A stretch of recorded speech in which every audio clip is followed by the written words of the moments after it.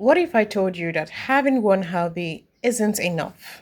Let me show you something I think every person should have in their life. Not one hobby, five. And no, I'm not saying you need to become a person who has 17 hobbies. Never.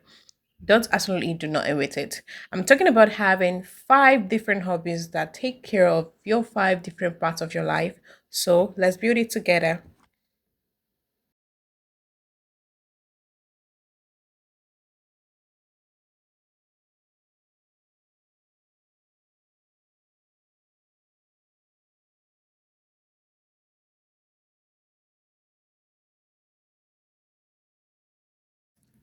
Before I forget, sometimes we think a hobby has to do with something we are passionate about, but sometimes a hobby simply needs to serve a purpose in our life.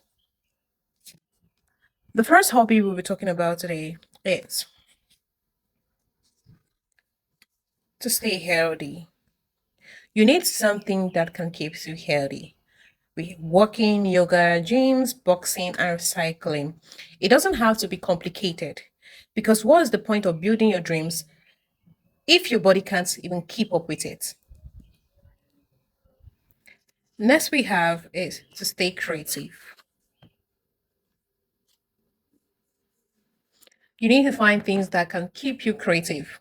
Journaling, drawing, cooking, painting, fashion, makeup, photographing, anything that makes you create instead of constantly consuming what people are already creating. And I definitely think that this one is really, really important because creativity isn't only for artists, for what most people believe in. You need creativity to solve problems, you need creativity to plan events, you definitely need creativity to build your business, find a purpose, even to figure out your life out. Now, this one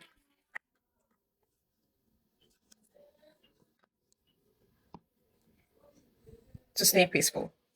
You need something that gives you peace.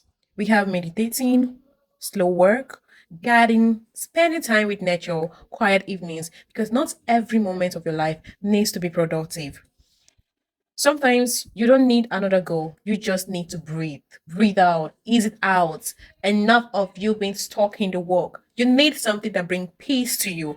Look at nature, appreciate nature, and stop thinking about work, work, work. Get it out of your brain because your system, your body is a system that moves around, that moves all of these things. And you need to understand that it actually needs an innermost peace of mind. Next up, to stay connected. You need something that can help you stay connected, to connect with people, to connect beyond your environment. You need to travel, volunteer to do something, join a club, meet friends, being part of a community because life isn't only about what you achieve. It's also about the people you meet, the experience you have to get, and the relationship you build together along with the people. And that's the memory, even in afterlife, it's those memories that you keep, not even the properties or your achievement you got to keep. And finally, we have to grow. This is the most important. You definitely need something that can keep you growing, not to be the way you are yesterday. You need to read. We have lots of books that you need to read. You have psychology books, you have business books, you have influencing books. And one of the things I can recommend is The Game You Didn't Know You Were Playing. I'm gonna tag it here. You need to get a book, and then trust me when I say it helps you discover yourself and know the game of life. I know when we have learning a language. Learning a language challenge your brain to actually get to move something, try something that is not within you. You know when we have writing, trying to jot down something that comes to your mind and make it real. Next one we have studying. When we talk about studying, we don't mean the case study or what you're studying in school. You need to look at other dimensions. You need to look at psychology. You need to look at law and quite other careers that is not really related to you. That makes you more powerful when talking to others. And finally, we have a podcast. Try to listen to podcasts. Even if it sometimes it can be time consuming, but what you get in return is more beneficial than the time you consume. And now we have something to keep you healthy, something to keep you creative, something to keep you peaceful, something to keep you connected, and finally, something to help you grow. And suddenly, we're not just talking about hobbies anymore.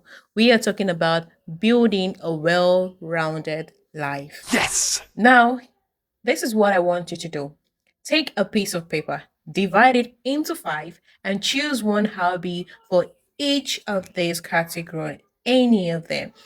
Because maybe the goal isn't to make every part of your life productive. Maybe the goal is to make every part of your life meaningful. Now tell me, what five hobbies are you choosing? See you in our next one.